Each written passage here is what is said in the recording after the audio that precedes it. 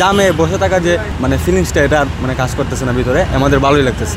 জ্যামের শহর ঢাকায় যানজটে সবচেয়ে বেশি স্থবির থাকে গুলিস্তান এলাকা। এ নিয়ে ড্রাইভার, যাত্রী আর পথচারীদের বিরক্তির শেষ নেই। কিন্তু হঠাৎই ঘটেছে অভাবনীয় ঘটনা।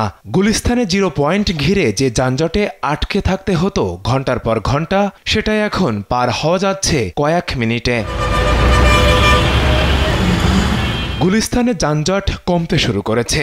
যাত্রীরা বলছে 0 পয়েন্ট পার হতে এখন আর খুব বেশি সময় লাগছে না।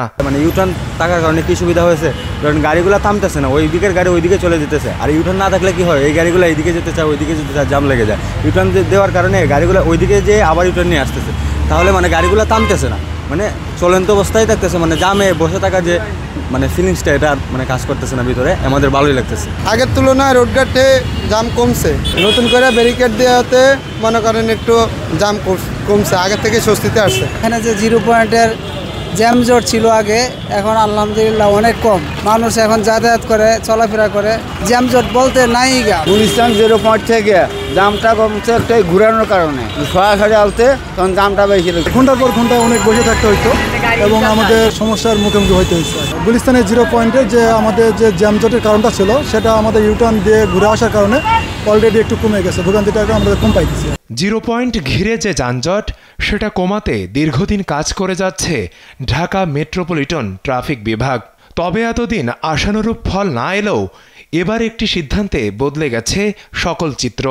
পূর্বে যেখানে এলোমেলোভাবে গাড়ি চলাচলের কারণে বেঁধে যেত জটলা, তা এখন অনেকটা নেই। ঊর্ধ্বতন কর্মকর্তা সারওয়ার স্যার উনি বাইরে থেকে বিভিন্ন দিক নির্দেশনা নিয়ে এসে যে গুলিস্তানের মতো এরকম একটা গুরুত্বপূর্ণ পয়েন্টকে ডাইভারশনে কনভার্ট করার মাধ্যমে উনি এটাকে একটা প্রসেসিংয়ে এনে ডাইভারশন সৃষ্টি করছে, যার কারণে গুলিস্তানের জ্যাম ধরতে গেলে প্রায় 70% কমে গেছে।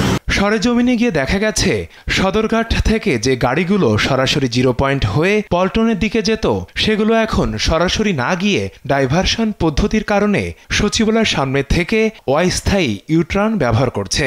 তাতে কমেছে যানজটের কালো ছায়া। আগে যে আমরা ডাইরেক্টলি যেতাম সোজাসুজি, ওই টাইমে জাম থাকতো বেশি। আর এখন যে বর্তমান যে আধুনিক যে সিস্টেম হয়েছে, এতে আরও যানজট কম, এতে আরও সুবিধা ভালো। আসলে গাড়ি যারা চালায় এরাই মূল ঘটনাটা বোঝে, যারা প্যাসেঞ্জার এগুলো তারা বুঝবে না, কারণ অনেকে মোবাইল টিপে গাড়ির ভিতরে বসে কি হইতেছে তারা দেখে না। যারা সচক্ষে গাড়ি চালাইতেছে তারা দেখতেছে ঘটনাটা।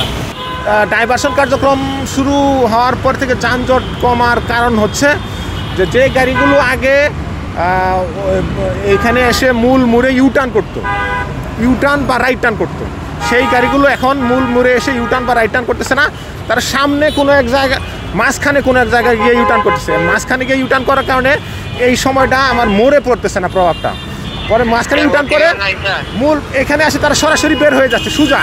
একটা গাড়ি সোজা গেলে যে সময়টা লাগে, কিন্তু মোড়ে ইউটার্ন করলে তার চেয়ে বেশি সময় লাগে।